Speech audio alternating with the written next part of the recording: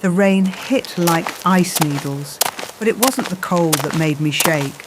It was watching my husband, ex-husband, through those golden gates, his arm wrapped around her waist, while champagne glasses clinked in celebration. 3 years old. That's how long my babies had been alive, and that's how long it took Dane Shadowmoon to decide we weren't good enough. "Mama, I'm cold." My daughter Aria pressed her face into my neck, her little body trembling. On either side of me, my boys, Luca and Finn, clung to my soaked dress, their tears mixing with the rain. "I know, baby, I know." My voice cracked, but I couldn't fall apart. Not now. Not when they needed me. Behind the iron gates, music swelled. They were celebrating, actually celebrating while we stood out here like trash waiting for pickup. "Please," I'd begged just 20 minutes ago. On my knees in front of the entire pack. "We have nowhere to go." Dane hadn't even looked at me.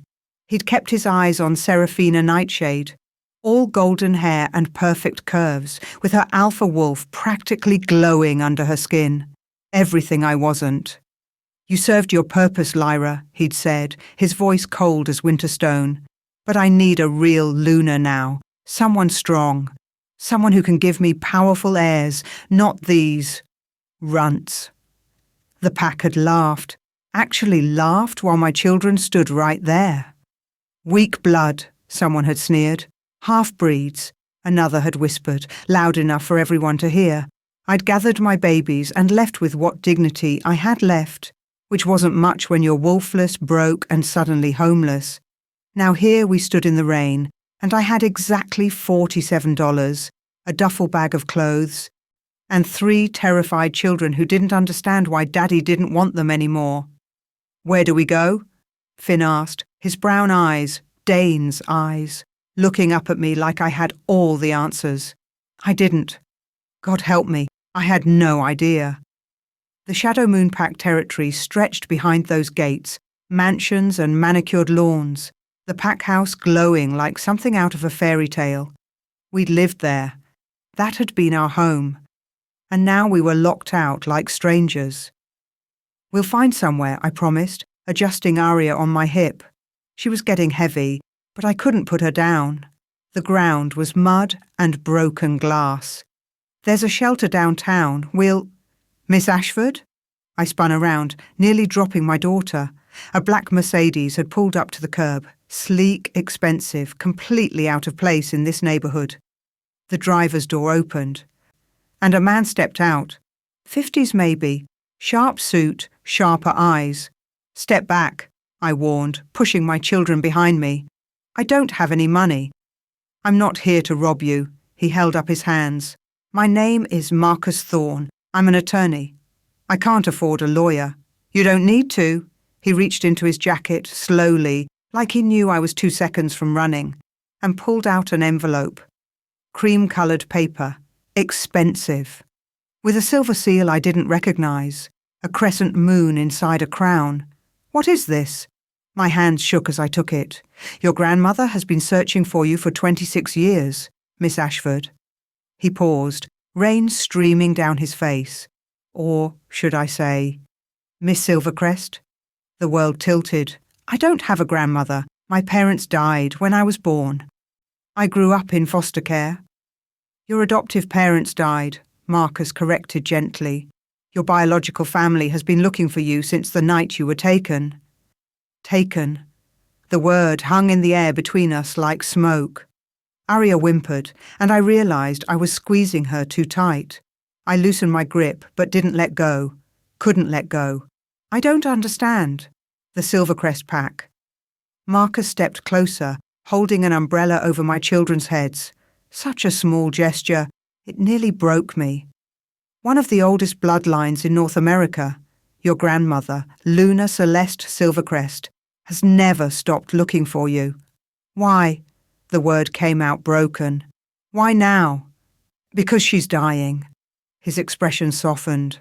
"And she wants to meet her great-grandchildren before she goes."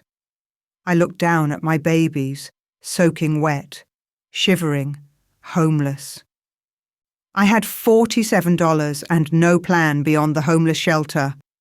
What do you want from me? Nothing. Marcus pulled out his phone, showed me a picture. An old woman with silver hair and fierce eyes. She was sitting in what looked like a palace, all marble columns and crystal chandeliers. But her face was kind, sad. She just wants to meet you. No strings attached. Although? He glanced at the gates behind us where the party was still going strong, where my ex-husband was probably kissing his new Luna, forgetting we ever existed. You're the sole heir to the Silvercrest fortune, Miss Ashford. All $400 million of it. The envelope slipped from my fingers. $400 million. Luca scrambled to pick up the envelope before it hit a puddle. My smart, careful boy. Mama, what's wrong? Nothing. Baby. I caught him under his chin, tilted his face up. He looked so much like Dane, it hurt. They all did. My beautiful children who'd been called weak and worthless by their own father. Marcus was still talking. There's a private plane waiting at the airport, medical care for the children, clean clothes, a warm bed. All I need is for you to say yes. This couldn't be real. Things like this didn't happen to people like me, foster kids, wolfless omegas, discarded wives. Why should I trust you? You shouldn't. Marcus handed me his business card, heavy cardstock, embossed lettering. But what choice do you have? He was right. I had no choices left. The shelter was 12 blocks away and Aria was already coughing. Finn's lips were turning blue. Luca kept glancing back at the gates like maybe Dane would change his mind. Come out and say this was all a mistake. But Dane wasn't coming. He'd made his choice and it wasn't us. If this is some kind of trafficking thing, it's not. Marcus pulled out his phone again, dialed a number and handed it to me. Ask her yourself. The phone rang twice before a woman answered. Her voice was old but strong, with an accent I couldn't place. Lyra? She whispered. Is it really you? I didn't know this woman. Had never heard her voice before in my life. But something in my chest cracked open anyway, something that had been sealed shut for 26 years. Who are you? I'm your grandmother, child, and I have been waiting so very long to find you. Through the phone I heard her crying. This stranger, this woman claiming to be family, was crying over me. When was the last time anyone had cried for me instead of laughing at me?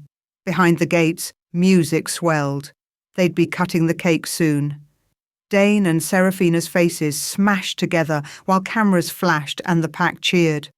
I looked down at my children, at their wet clothes and scared faces, at the life I'd tried so hard to build, now crumbling around us.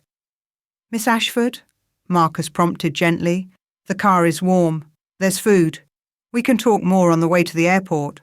Mama, Aria tugged my hair. Can we get out of the rain? Such a simple question, such an impossible answer. But as I stood there, water pooling in my shoes, I made a decision. Maybe it was desperation. Maybe it was insanity. Or maybe, just maybe, it was the first smart thing I'd done in years. Okay. I hitched Aria higher on my hip and took Finn's hand. Let's go. Marcus smiled and opened the car door. The interior was all leather seats and soft lighting, and the heat that rolled out felt like heaven. My children piled in, immediately reaching for the blankets Marcus handed them. They wrapped themselves up like little burritos, and for the first time since we'd been thrown out, they stopped shivering. I slid in beside them, pulling the door shut on the rain and the gates and the Golden Palace where I'd never belonged.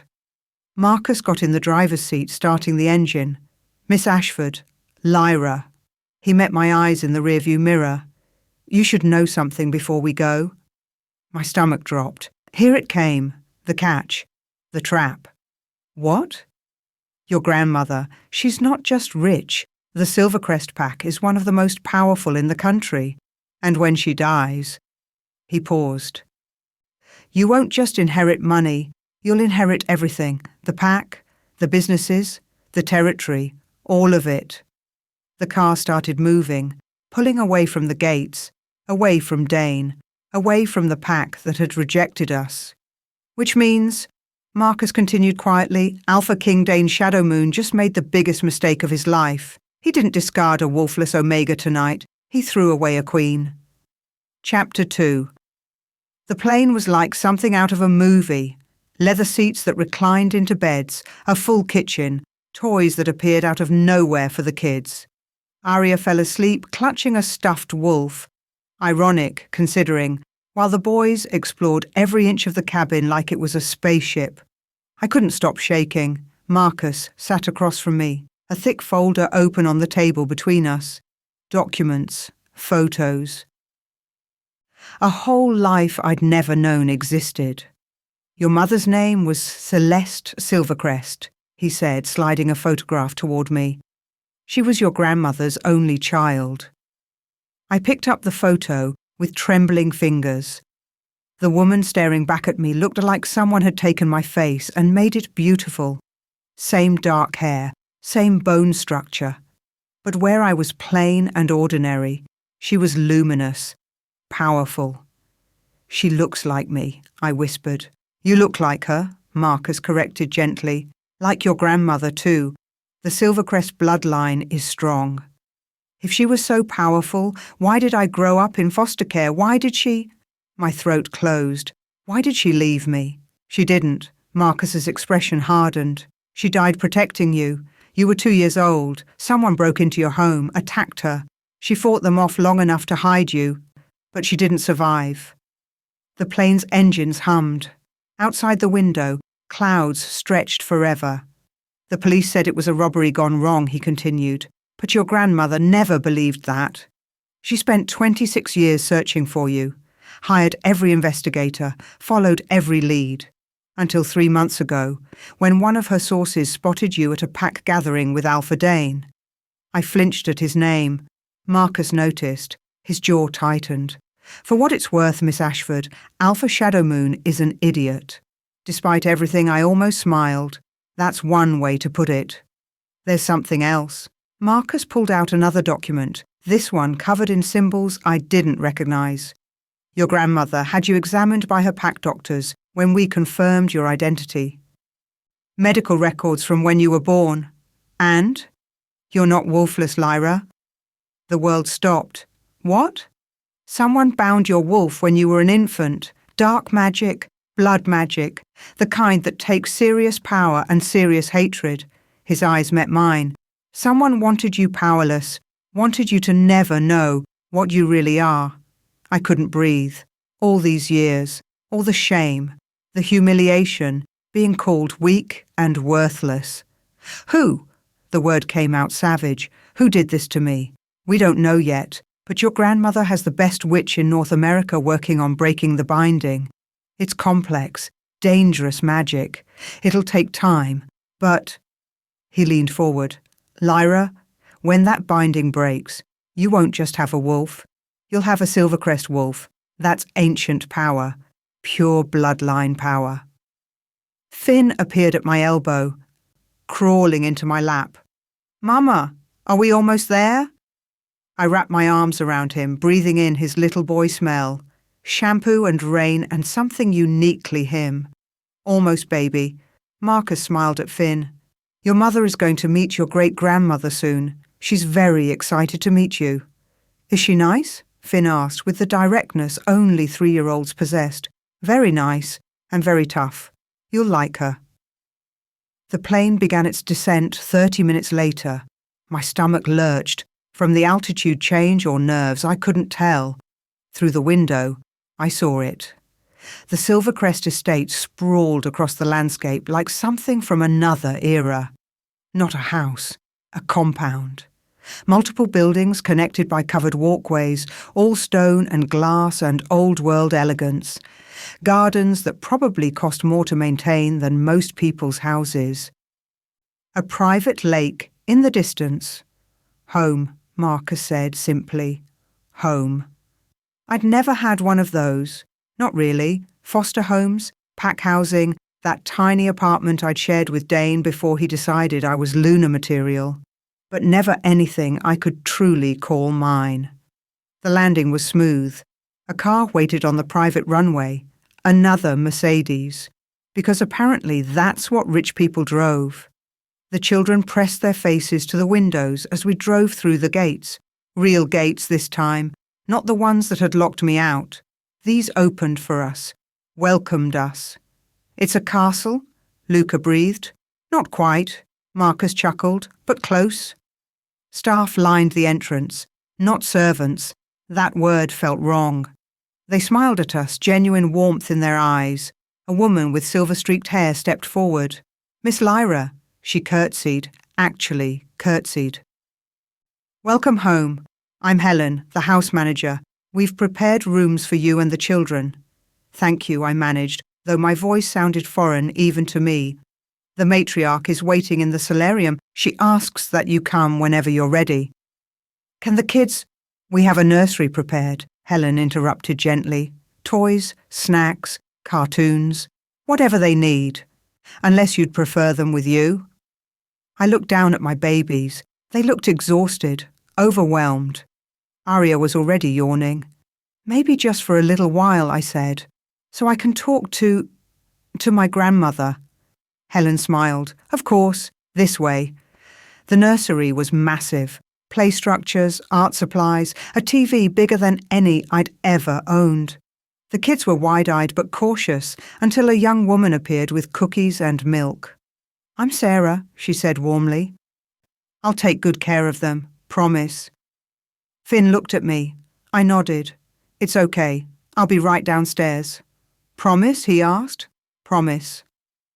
Marcus led me through hallways that felt more like art galleries, paintings worth fortunes, sculptures that belonged in museums, and photos, so many photos. Generations of Silvercrests staring down at me with faces that looked disturbingly like mine. We stopped at a set of double doors. Marcus knocked once. "Come in," a voice called, strong despite its age. The solarium was all windows and light, gardens visible on every side. And in the centre, in a wheelchair but sitting like a throne, was matriarch Esmeralda Silvercrest. She was smaller than I'd imagined, frailer. But her eyes, God, her eyes were fierce and bright and full of tears when she saw me.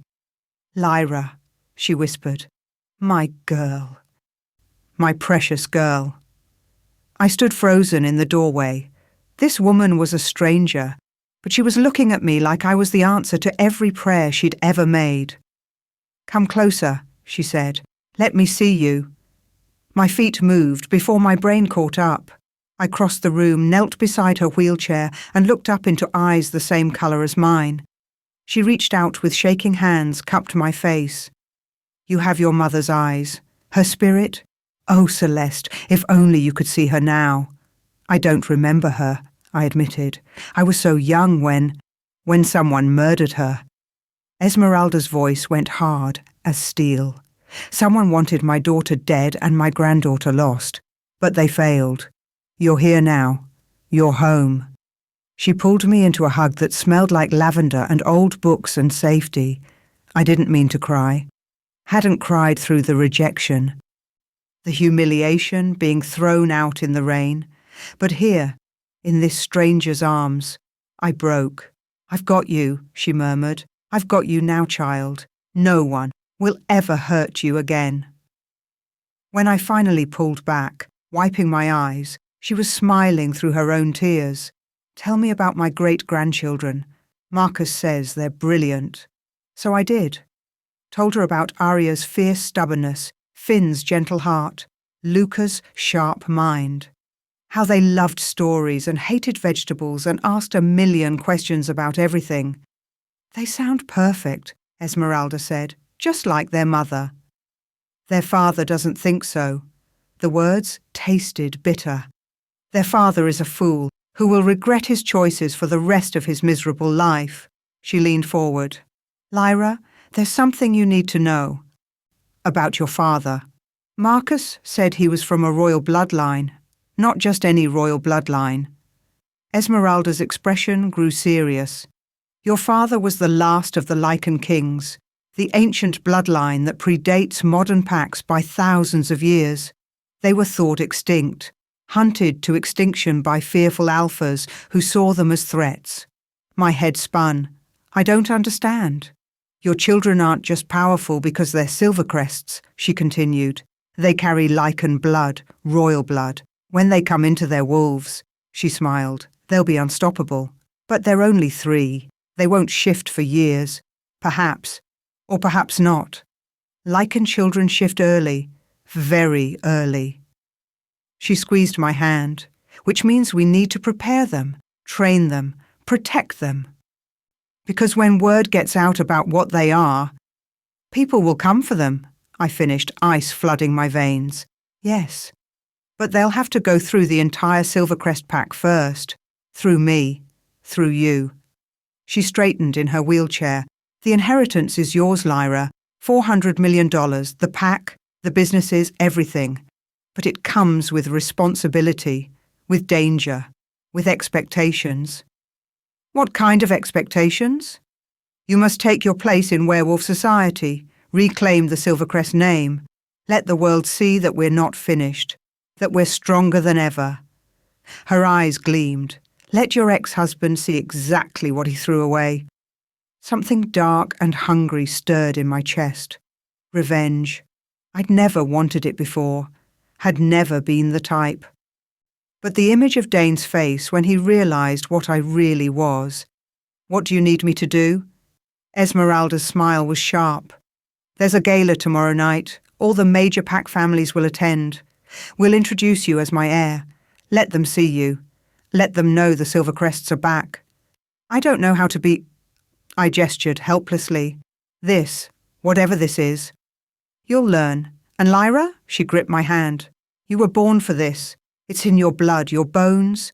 You just need to remember. A knock interrupted us. Helen appeared in the doorway, her face urgent. Matriarch, I apologize, but there's news. Word of Miss Lyra's return has reached the other packs. Alpha Shadow Moon has called 3 times, demanding to speak with her. My stomach dropped. Esmeralda's expression went arctic. Tell Alpha Shadow Moon, she said coldly, that my granddaughter is unavailable, permanently. He says it's urgent, that he needs to discuss their children. The children he called weak blood? The children he threw out like garbage? Esmeralda's voice could have cut glass. He can go to hell. Despite everything, I felt a surge of savage satisfaction. There's more, Helen continued. Several alpha families are upset. They'd been positioning themselves to inherit when you passed, the Nightshades in particular. Let them be upset. Esmeralda waved a hand. The will is ironclad. Lyra is my heir. End of discussion. Helen nodded and disappeared. I turned back to my grandmother. The Nightshades, as in, Seraphina Nightshade, your replacement. Esmeralda's smile was vicious. Her family was counting on marrying into the Silvercrest fortune through her connection to Dane. Now that you're here, that plan is ruined. So, they'll hate me. They already do, darling. Might as well give them a good reason. The evening passed in a blur. Dinner with the kids in a dining room bigger than my old apartment. Baths in a bathroom with actual marble. Tucking them into beds that probably cost more than my car. Mama? Arya asked as I kissed her goodnight. Do we live here now? Maybe, I said carefully. Would you like that? It's nice, but Daddy made his choice, I said, keeping my voice gentle. And we're going to be fine, better than fine. Promise? Promise. But as I left their room, I wondered if that was true. This world, this life, it was everything I'd never imagined. Everything I'd never prepared for. The gala was the next evening. I spent the day being measured for dresses, learning names and faces, trying to absorb 26 years of history in a few hours. When I finally saw myself in the mirror, I didn't recognize the woman staring back. Midnight blue gown. Hair swept up. Diamonds at my throat that probably cost more than Dane's entire pack house. You look like your mother, Esmeralda said from her wheelchair. She'd insisted on attending despite her doctor's protests, like a Silvercrest. The ballroom was packed. Alphas and Lunas from across the country, all glittering and dangerous and watching me with calculating eyes. "Remember," Esmeralda murmured as we entered. "You belong here. They need to know it." The announcer's voice rang out. Matriarch Esmeralda Silvercrest and her heir, Miss Lyra Silvercrest Ashford. Every head turned. The whispers started immediately. I lifted my chin and walked into the lion's den. The evening was a blur of introductions and barely concealed hostility. Alphas who smiled with too many teeth. Lunas who complimented my dress while their eyes promised murder. And then I saw him. Dane stood near the bar, Serafina on his arm. He looked shocked, pale, like he'd seen a ghost. Our eyes met across the room. He started toward me. A scream shattered the air. My children. The nursery. I ran. Heels be damned. Dress be damned. Marcus was right behind me.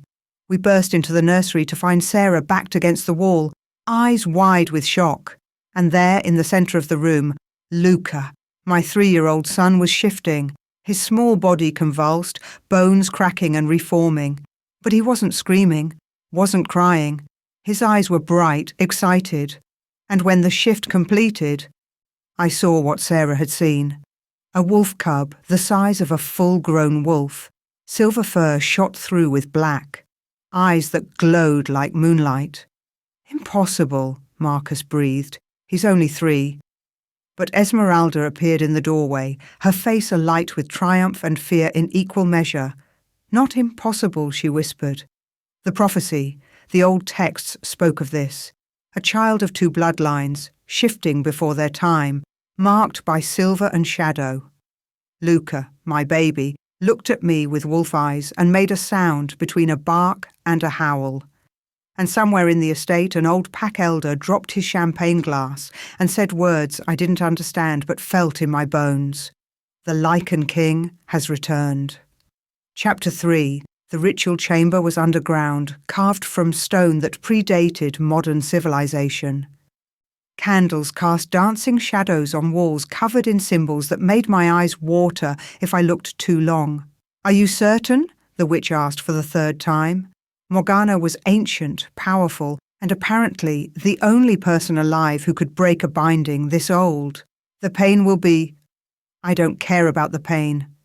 I stood in the centre of a circle drawn in salt and silver. My children need me. My pack needs me. I need to be whole. It had been 3 days since Luca's transformation, 3 days of pack elders muttering about prophecies, of reporters camped outside the gates, of my grandmother looking both triumphant and terrified. 3 days of Dane calling every hour, suddenly desperate to be a father. "Once we begin, we cannot stop," Morgana warned. "The binding will fight back. It's been part of you for 26 years. It will feel like dying. Then I'll die and come back." I met her eyes. "Do it." Esmeralda sat in her wheelchair at the edge of the circle, flanked by Marcus and 2 of her most trusted wolves. The triplets were upstairs with Helen, protected by a dozen guards. They'd wanted to come, especially Luca, who'd been following me around like a shadow since his shift. But they couldn't see this, couldn't watch their mother scream. Morgana began to chant in a language I didn't recognize. The air grew thick, electric. The symbols on the walls started to glow. Then the pain hit. It felt like someone had grabbed my soul and was tearing it out through my skin. I fell to my knees, gasping, fighting to stay conscious. "Don't fight it," Morgana's voice seemed to come from far away. "Let the binding break." But the binding didn't want to break. It wrapped around my heart, my lungs, squeezing. Whoever had done this to me had been powerful, had wanted me weak, small, forgettable. No. The thought came from somewhere deep inside me, somewhere that had been locked away for 26 years. No more. Something inside me roared. The binding shattered like glass. My body exploded with pain and power in equal measure. Bones cracking, reshaping, skin rippling. And then I was wolf. The world looked different through wolf eyes, sharper, clearer. I could smell everything. fear, awe, the lingering scent of dark magic. Could hear heartbeats, breathing, the wind against the stone walls. My God, Marcus breathed. I looked down at myself, at paws too large, fur the colour of moonlight, silver. Not grey, not white, silver. A silver wolf, Esmeralda whispered, tears streaming down her face. The prophecy was true. My granddaughter carries the Lycan King's blood. The shift back was easier, instinctive, like I'd been doing it my whole life. When I stood on two legs again, wrapped in a robe someone had thrown over me, I felt different. Complete. How do you feel? Morgana asked, studying me with keen eyes. Strong. I flexed my fingers, marvelling at the power thrumming under my skin. Really strong. You'll need to be. Esmeralda wheeled herself closer. Tomorrow, your real training begins. I thought I knew pain. The ritual had been agony. But training under Esmeralda's beta, a scarred wolf named Dimitri who'd been fighting for 40 years, was a different kind of hell. Again, he barked as I hit the mat for the 100th time. I staggered up, tasting blood. My wolf snarled inside me, wanting to rip his throat out. But that was the point. Learning control. Learning when to unleash the beast and when to leash it. You're telegraphing your moves, Dimitri said, circling me. An alpha will see it coming a mile away again. By the end of the first week, I could hold my own. By the end of the second, I could win. But combat training was only part of it. The Silvercrest portfolio includes real estate across 15 countries, Marcus explained, spreading documents across the conference table, security contracts with half the packs in North America, and your grandmother's personal collection of supernatural artifacts, some worth millions, some priceless. I stared at the numbers. This is overwhelming? Marcus smiled. You'll learn. You're smart, Lyra. Smarter than you give yourself credit for. He'd been by my side constantly since that first night, teaching me, guiding me, never condescending. And sometimes, when our hands brushed over documents or our eyes met across the table, I felt something I hadn't felt in years. Interest, attraction, want. But I couldn't, wouldn't, not after Dane. You're thinking too loud, Marcus murmured one evening as we reviewed contracts. Sorry? Whatever you're worrying about. He leaned back in his chair. Your heart rate spikes when you're anxious. Perks of being a beta. I can hear it. That's not creepy at all, he laughed. Sorry. Occupational hazard. His expression grew serious. For what it's worth, you're doing incredibly well. Your grandmother is impressed. So am I. Marcus. I know. He held up a hand. You've been through hell. You're not ready. I get it. But Lyra? His eyes met mine, and the intensity there made my breath catch. When you are ready, I'll be here. Before I could respond, my phone buzzed. Helen's name flashed on the screen. The children are asking for you, she said when I answered. They've been showing off. I found them in the training yard, and my jaw dropped. Luca was running, blurred running, faster than any wolf I'd ever seen. Finn was making small rocks float, his face scrunched in concentration. And Aria was standing in the middle of a circle of ice crystals that definitely hadn't been there a minute ago. Mama! She ran to me, the ice shattering behind her. Look what I can do. I see, baby. I knelt down, trying to keep my voice calm, even though my heart was racing. That's amazing. Luca's faster than everyone, Finn added proudly, and I can move stuff with my brain. Dimitri stood at the edge of the yard, his expression somewhere between awe and terror. Miss Lyra, I've been training wolves for 40 years. I've never seen anything like this. They're 3 years old and showing abilities most wolves don't develop until their 20s. Is it dangerous? Potentially. For them and anyone around them. They need training, discipline, soon. That night, after tucking the kids into bed, I found Esmeralda in her study. They're so powerful, I said, without preamble. Too powerful. People will fear them. People will respect them, she corrected.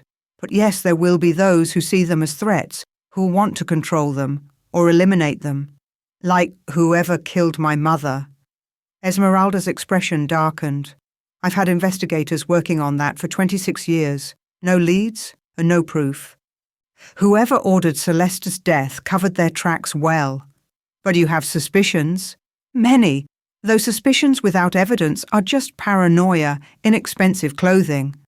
She gestured to the chair across from her. Sit. There's something else we need to discuss. I sat, anxiety coiling in my stomach. Dane Shadowmoon has filed for custody of the children. The words hit like a physical blow. What? His lawyers claim he never formally rejected them in legal terms, that the rejection was emotional, not official pack law. They're arguing that you kidnapped his heirs when you left with them. That's insane. He threw us out. The entire pack witnessed. Witnesses can be bought. Memories can be adjusted. She pulled out a thick legal document. He's also claiming you're unfit, mentally unstable, that you're brainwashing the children against him. Rage burned through my veins. My wolf surged forward, wanting blood. He can't have them. I know, which is why we fight. She smiled grimly. I've already hired the best supernatural legal team in the country. But Lyra, you need to know. This will get ugly. He'll use everything against you. Your past, your wolflessness, the fact that you've only been in the children's lives as their sole parent for 3 days, technically. What do you mean? Before, you were pack. Dane's pack. In their world, he was the alpha, the father, the authority. Now you're a rival alpha's heir. It changes everything. I wanted to scream, to shift and run until my legs gave out, to tear Dane apart with my bare hands. There's more, Esmeralda continued quietly. I've been reviewing our contracts. Shadowmoon Pack has been operating for years on Silvercrest resources. Security systems, property leases, even their pack hospital uses our medical suppliers. Why would you? Because 20 years ago, Dane's father saved my life. A rogue attack. He stepped in front of a silver bullet meant for me, so I signed contracts favourable to his pack, kept them supplied, protected. Her eyes glinted. But Dane isn't his father. Understanding dawned. You want me to cancel the contracts? I want you to do what's best for Silvercrest Enterprises. If that happens to cripple Shadowmoon Pack financially... She shrugged. Business is business. I should have felt guilty, should have hesitated. I didn't. Do it. The news broke like a bomb. Silvercrest Enterprises severs all ties with Shadowmoon Pack. Stock prices plummeted. Wolves who'd been loyal to Dane suddenly found themselves unemployed. My phone exploded with messages, threats, pleas. Dane's number appeared 17 times before I blocked it. But the most interesting message came from someone unexpected. We need to talk. Alone. Serafina. I almost deleted it. Almost. But something in my gut said this was important. We met in a neutral territory, a coffee shop in the human part of the city. Serafina looked different than she had at the gala. Tired. Scared? Thank you for coming, she said as I slid into the booth across from her. You have 5 minutes. She flinched. Fair. Look, I know you hate me. You have every right to. But you need to know. Dane is planning something. Something bad. If you think I'm going to help him, I'm not asking you to help him. I'm asking you to protect yourself. And your children? She leaned forward, her voice dropping. Dane has been talking to his brother, Kyle. They're planning to challenge your custody, but that's not all. Kyle wants Shadowmoon Pack. We've been... She swallowed hard. I'm pregnant. And it's not Dane's. I stared at her. You're sleeping with his brother. I made a mistake. A lot of mistakes. But I'm trying to fix it now. Kyle is dangerous, Lyra. He hates that Dane became alpha. He hates that you're more powerful than both of them combined. And he's making plans. What kind of plans?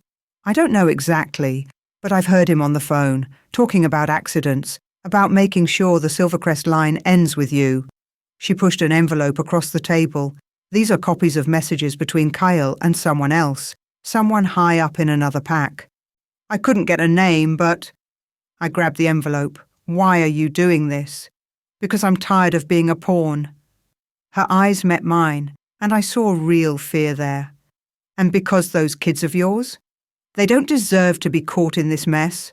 Whatever else happened, whatever lies Dane told me about you being weak and worthless, I was wrong.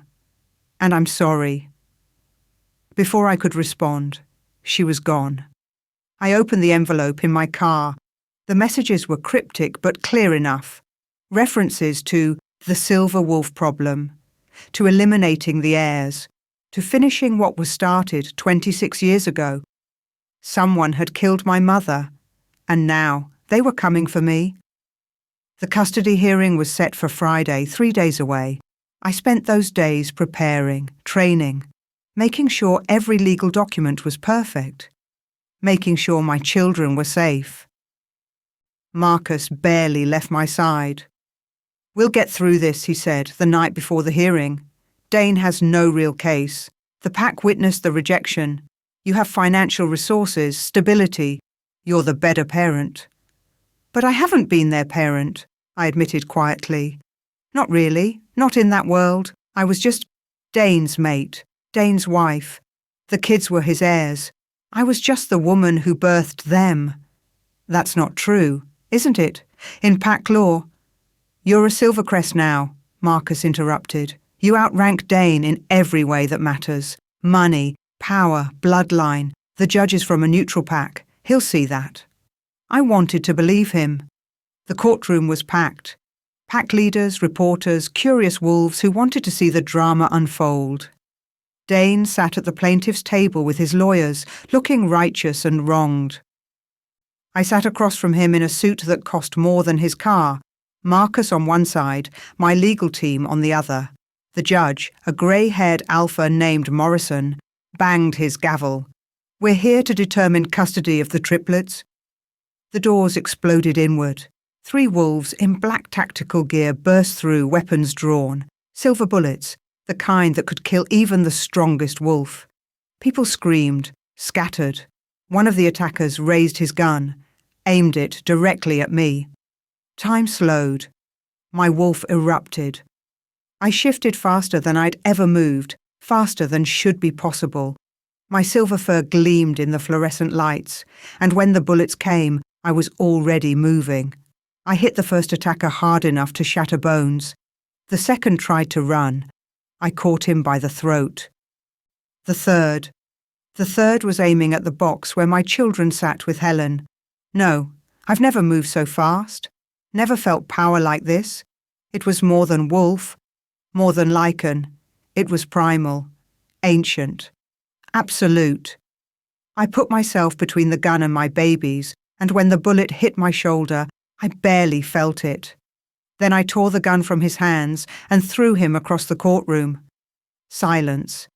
Every wolf in the room was staring at me, at my silver fur, at my eyes, which I knew were glowing ice blue. The judge was pressed against the wall. Dane looked like he might faint. And Marcus was staring at me with something between awe and hunger. I shifted back, ignoring my nakedness, ignoring the blood from the silver bullet wound that was already healing. "My children," I said clearly, "are under my protection. Anyone who threatens them threatens me, and I promise you," I looked directly at Dane, "I am not someone you want as an enemy." Guards swarmed in, securing the attackers.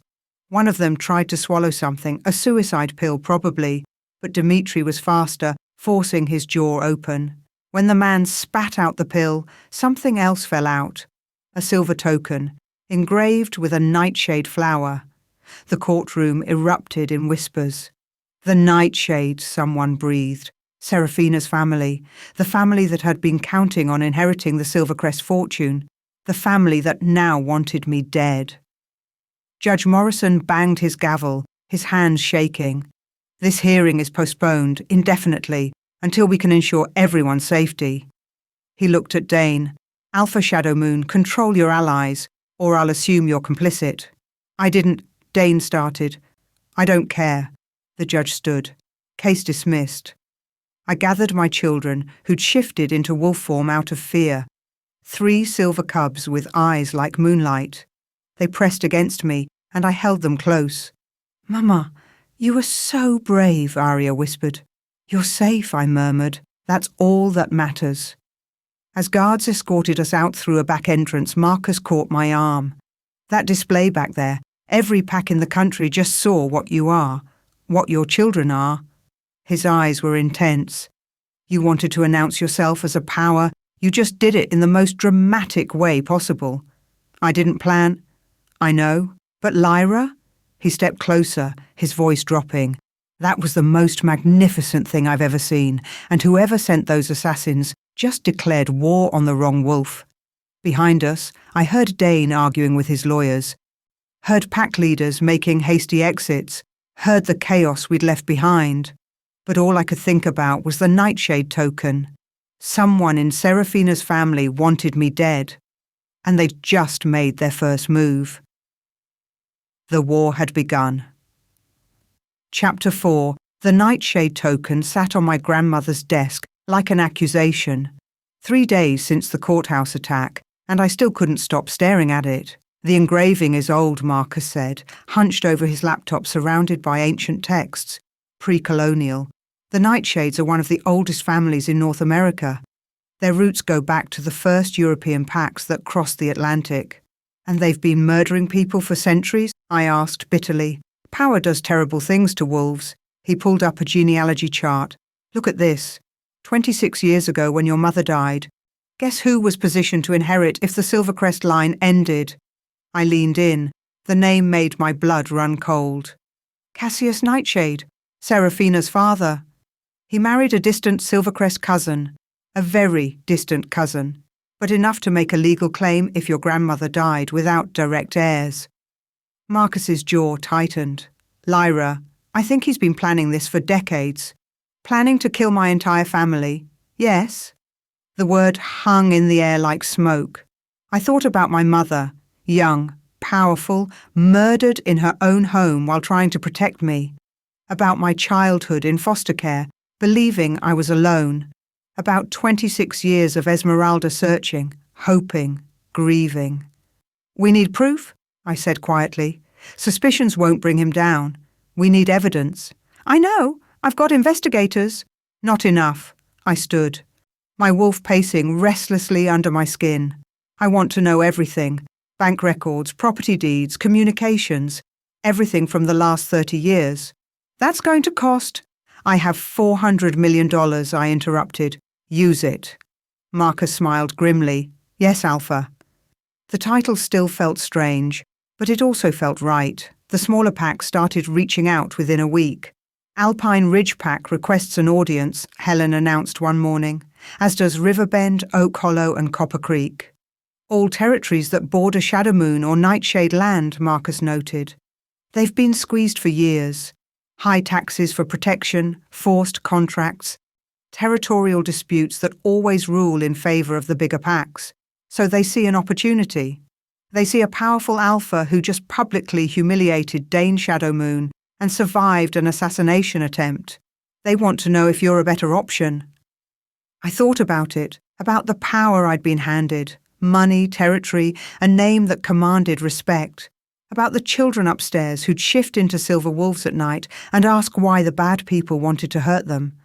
"Set up the meetings," I said, "all of them. If they want alliance, they'll have it, but on my terms." The alphas came one by one. Grizzled old wolves who'd been fighting for scraps their whole lives. Young wolves trying to protect their people from predatory neighbours. A female alpha who'd lost her mate to Shadow Moon, justice, over a boundary dispute. To each of them, I made the same offer. "Join me. I'll provide protection, resources, fair contracts. In return, you swear loyalty to Silvercrest. You defend this alliance like you defend your own pack. You stand with me against anyone who threatens us." "Even against Shadow Moon?" the female alpha, Sierra of Riverbend, asked. "Dane still has influence, allies, money." "Dane is drowning," I said bluntly. "His contracts are gone, his reputation is in tatters, and his brother is conspiring against him. The question isn't whether Shadow Moon will fall. It's whether you want to be on the right side when it does."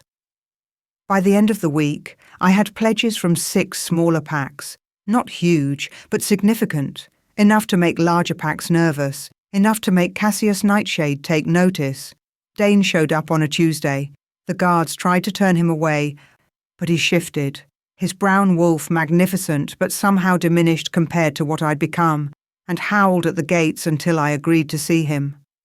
5 minutes, I told him in the receiving room. I didn't offer him a seat, didn't offer anything but cold courtesy. He looked terrible, thinner, older. There were shadows under his eyes that hadn't been there a month ago. "Thank you for seeing me," he started. 4 minutes. He flinched.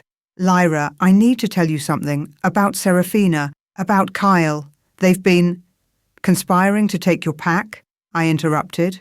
"Yes, I know. Serafina's pregnant with your brother's child. They're planning to challenge your authority, and they probably want me dead. Did I miss anything?" His eyes widened. "How did you—" "Serafina told me herself, weeks ago.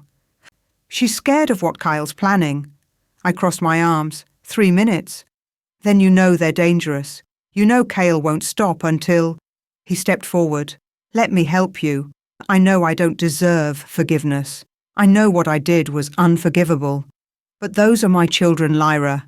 And you—" His voice cracked. "You were my mate. The mother of my children. I was a fool. A blind, arrogant fool. But I see clearly now." "Do you?" My wolf surged forward, and I let a flash of silver show in my eyes. "Tell me, Dane, when did you start seeing clearly? When you threw us out in the rain? When you called our children weak blood? Or when you realized I'm worth $400 million? That's not— 2 minutes. "Kyle is planning something big," he said desperately. "An attack. He's been meeting with Cassius Nightshade. I've heard them talking about timing it with—" He swallowed hard. "With your grandmother's death." Ice flooded my veins. "What?" "Esmeralda is dying. Everyone knows it. When she passes, during the funeral, when your guard is down, that's when they'll strike." He pulled out his phone, showed me photos. Kyle meeting with men I didn't recognize. Documents with Nightshade letterhead. "I'm not asking you to forgive me. I'm asking you to protect our children." I stared at the photos, at the evidence that my ex-husband's brother was planning to murder me. "Get out," I said quietly. "Lyra, get out." I met his eyes. "If this information is real, thank you. But that doesn't change anything. You made your choice. You chose Serafina, chose power, chose pride over your family, and now you get to live with that. I still love you," he whispered. "No, you don't. You love what I became, what I represent, but you never loved me." I turned away, dismissing him. "Marcus will see you out." After he left, I allowed myself exactly 30 seconds to feel the satisfaction of that rejection. Then I called a meeting.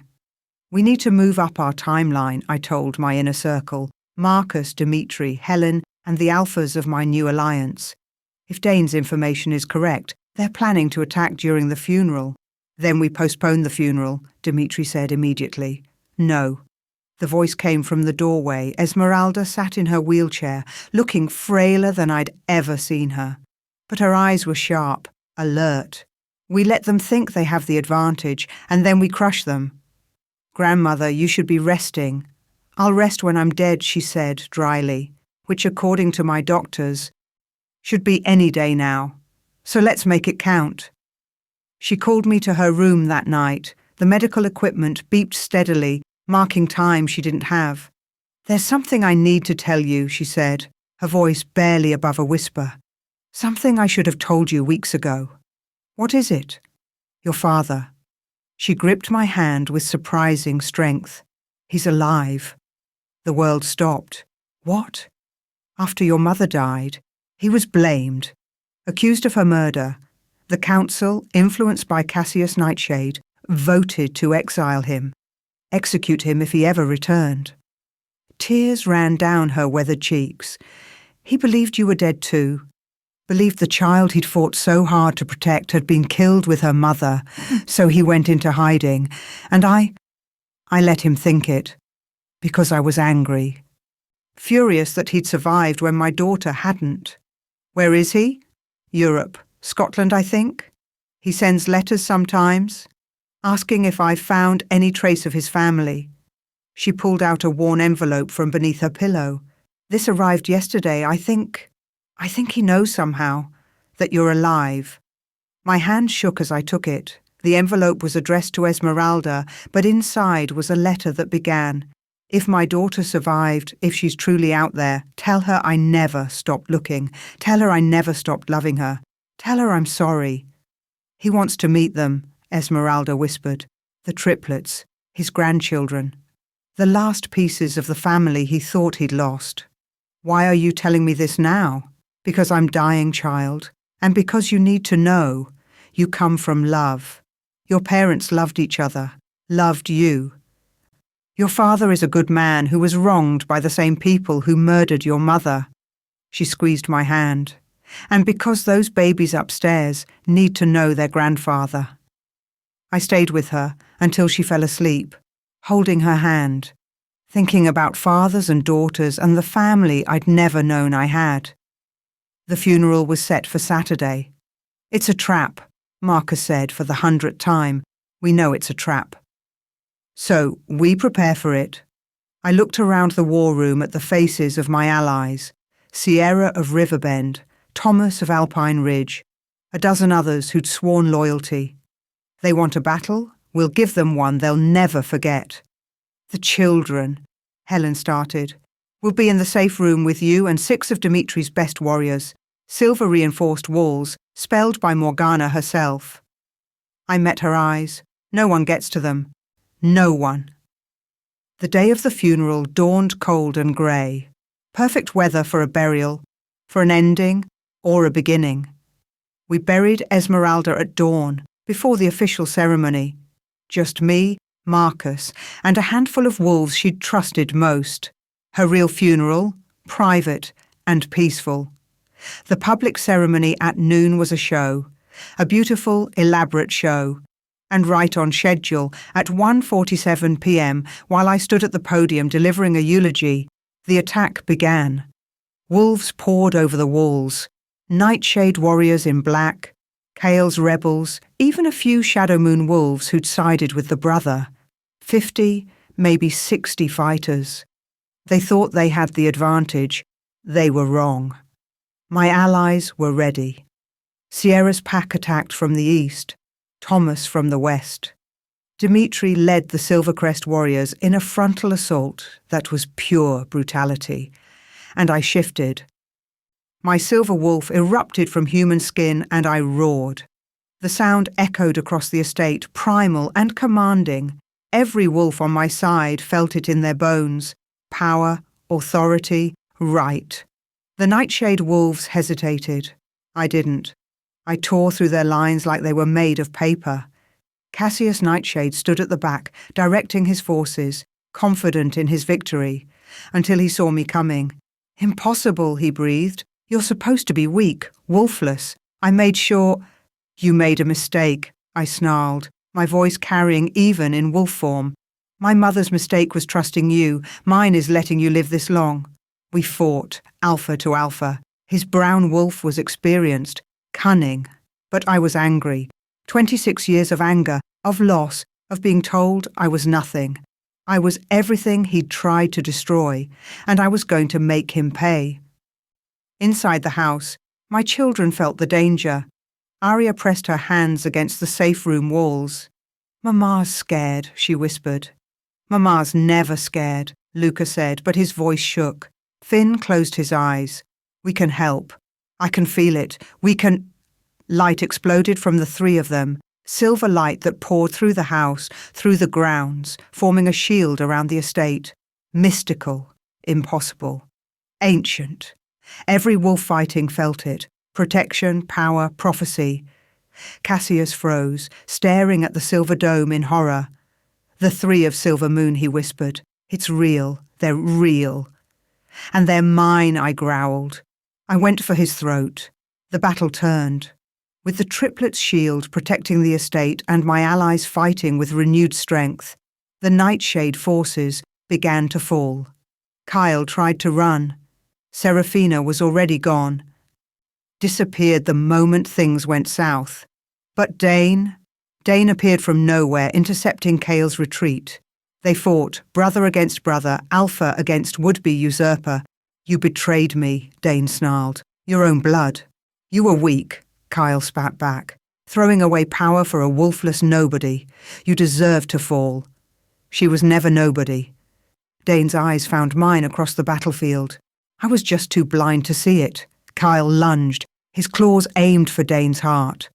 But Dane moved, shifted, took a blow meant for someone else. For the triplets who'd emerged from the safe room when their shield faltered, drawn by the sounds of battle. The silver knife, meant for Luca, buried itself in Dane's chest instead. No. I was there in seconds, catching him as he fell. Dane, you idiot, why? They're my children too, he gasped. Blood on his lips, silver poisoning, already spreading. I failed them once. Failed you, not again. Luca, Finn and Arya crowded around him, tears streaming. Daddy?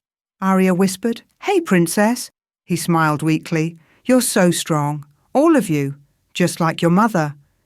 His eyes met mine. I'm sorry. For everything. You were always the strongest one. My greatest mistake was not seeing it sooner. Dane, take care of them. Make them proud. His hand found mine, squeezed once. Make me proud. Then he was gone. Cassius was captured. Kale was captured. The Nightshade warriors who'd attacked were rounded up. And I stood in the centre of the battlefield, my children clinging to me, my mate dead on the ground, and victory tasting like ash.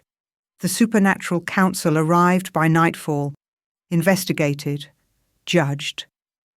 The evidence we'd gathered, Marcus's meticulous documentation of Cassius's crimes, was overwhelming.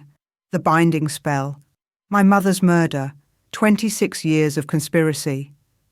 Alpha Cassius Nightshade, the head counsellor declared, you are found guilty of murder, conspiracy and crimes against the natural order. Your pack is hereby dissolved, your lands forfeit, your bloodline stripped of title. Cassius said nothing, just stared at me with hatred burning in his eyes. As for you, Alpha Lyra Silvercrest, the counsellor turned to me. You formed an unprecedented alliance, 6 packs united under one banner. Some would call that dangerous. Some would call it necessary, I replied evenly. He smiled. Indeed, the council recognises the Silvercrest Crescent Alliance. May you lead it with wisdom. The weeks after were a blur. Funerals. Paperwork, absorbing Nightshade territory, managing my new alliance. The triplets' powers continued to grow. Faster, stronger, more every day. Ancient texts spoke of them. The 3 of Silver Moon. Children who would either unite the fractured werewolf nations or tear them apart. No pressure. Marcus stayed by my side through all of it, patient, steady, never pushing. Until one night, when we were alone in the study going over contracts, he set down his pen and looked at me. I need to tell you something, he said. Marcus, I love you. The words came out simple, direct. I've loved you since the night I picked you up in the rain, since I watched you be brave and fierce and refused to break even when the world tried to crush you. And I know you're not ready. I know Dane's death is fresh and you're grieving, and there's so much happening. But I needed you to know, when you are ready, if you're ever ready, I'll be here. My throat tight, I managed, I can't. I know, that's okay. He smiled. I'm a patient man, Lyra. I can wait. After he left, I sat in the quiet, thinking about love and loss and the terrifying prospect of trusting someone again. A knock interrupted my thoughts. Helen entered with an envelope. This came by courier, international, from Scotland. My hands shook as I opened it. My dearest daughter, I've waited 26 years to write these words. I never stopped searching, never stopped hoping. And now I hear whispers that the Silvercrest heir has risen, that she has children, silver wolves who glow like the moon. I want to meet them, meet you, if you'll allow an old wolf who failed to protect his family one more chance. I'll be at the address below for the next month. Come when you're ready, or don't come at all. I'll understand. Your father, Adrian Silvercrest Thorne. I read it 3 times, then looked up at the portrait of my mother hanging above the fireplace. What do I do? I whispered.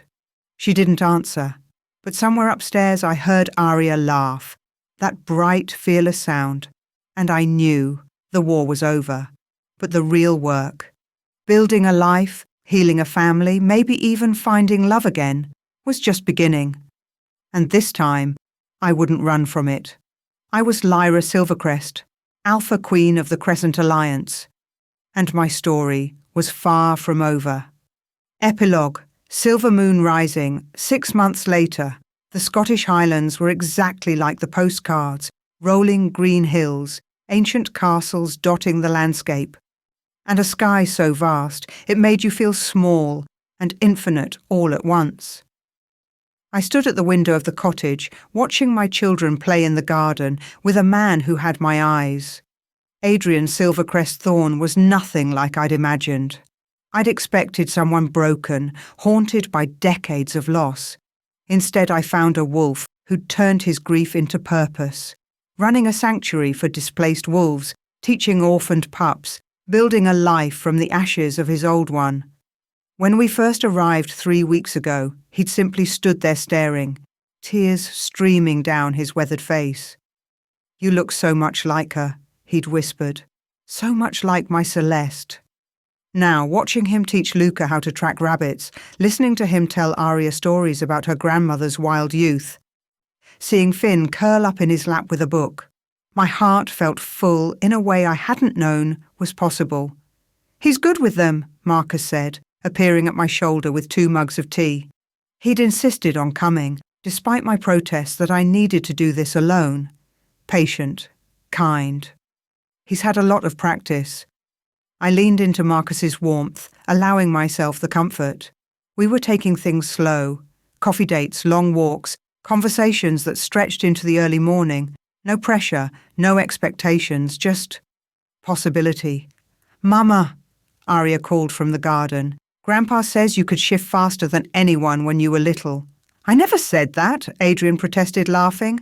"I said your grandmother could. Your mother gets her speed from her father's side." "So you're fast too?" Finn asked, looking up at him with those 2 wise eyes. Adrian's smile turned mischievous. "Want to find out?" Before I could protest, my father shifted. A massive silver wolf with black markings, larger than any wolf I'd seen except my own. The triplets squealed with delight and shifted too, 3 silver cubs with glowing eyes. And then they were off, racing through the hills like quicksilver. "They'll be fine," Marcus assured me, though he was already pulling out his phone to track them. "Dimitri's team is stationed around the perimeter. Nothing gets within a mile without us knowing." I nodded, but couldn't quite shake the protective instinct.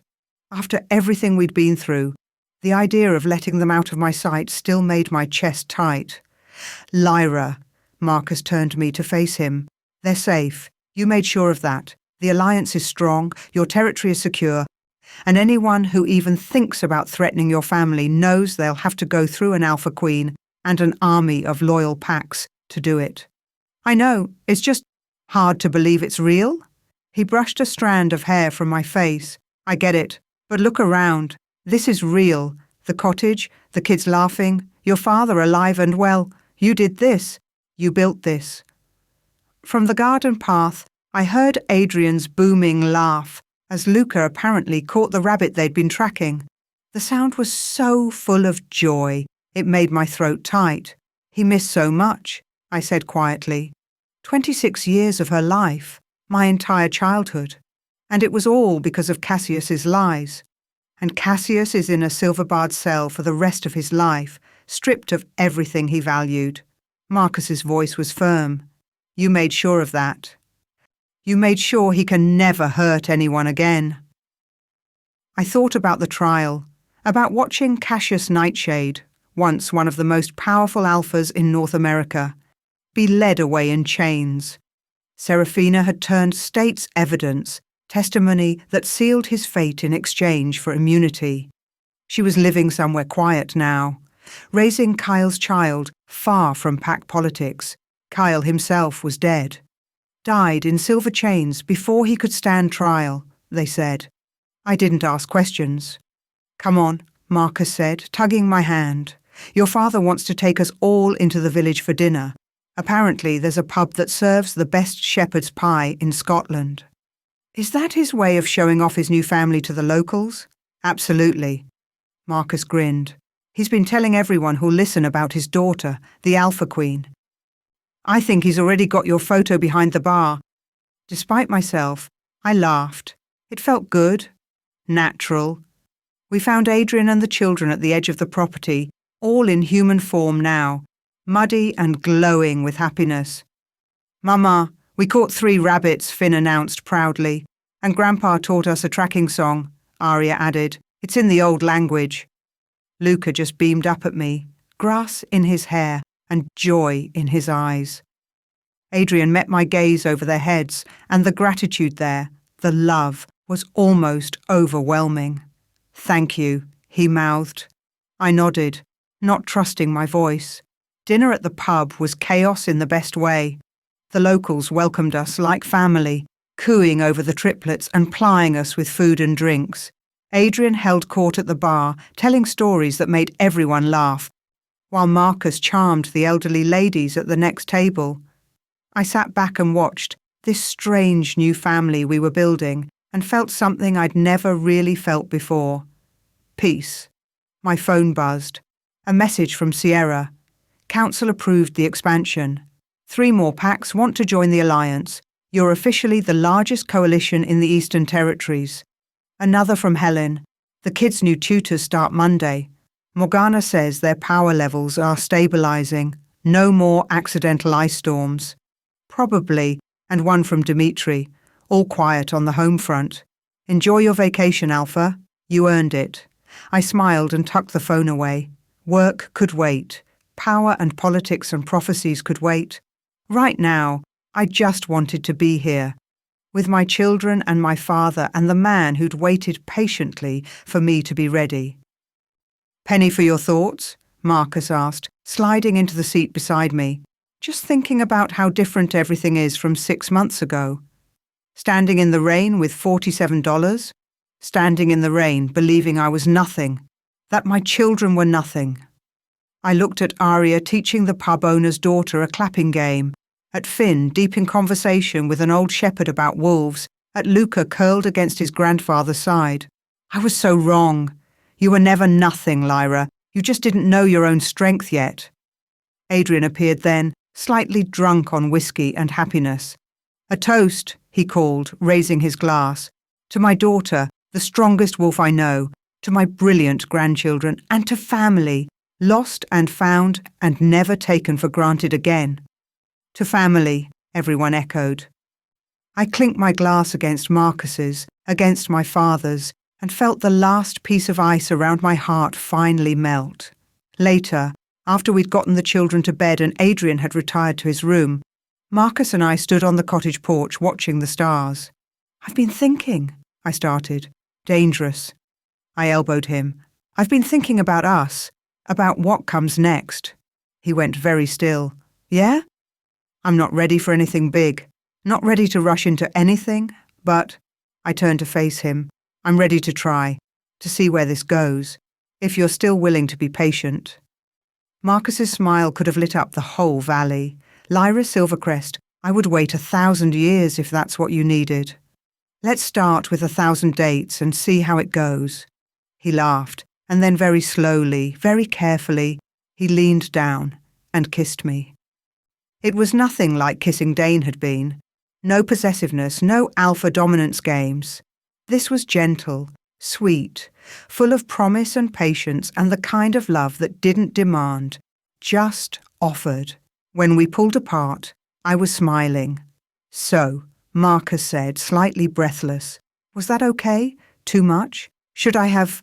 Marcus? Yeah? Shut up and kiss me again. He did. From his bedroom window, Adrian watched his daughter kiss the beta wolf who'd been devoted to her from the start, and smiled through happy tears. She found her way back to us, he whispered to the photo of Celeste he still carried. Our girl found her way home, and she's stronger than we ever dreamed. In their room, the triplets slept peacefully, silver light dancing around them like moonbeams. The prophecy still hung over their heads, the choice they'd one day have to make between unity and destruction. But tonight, they were just children, loved and protected and surrounded by family who would fight heaven and hell to keep them safe. Tomorrow, Lyra would return to being Alpha Queen, would manage her alliance, protect her territory, prepare for whatever threat still lurked in the shadows. But tonight, she was just a woman who'd lost everything and found something better. A father who loved her, children who made her proud, a man who saw her strength and matched it with patience, a future that wasn't written in rejection and pain, but in possibility and hope. The moon rose over the highlands, full and bright and silver, and for the first time in 26 years, the scattered pieces of the Silvercrest family were whole again. Not because of prophecy or power or revenge, but because of love. And that, Lyra thought as she leaned into Marcus's embrace, was the strongest magic of all. The end, but also the beginning. Thank you for listening to this story. Like, share, and subscribe for more.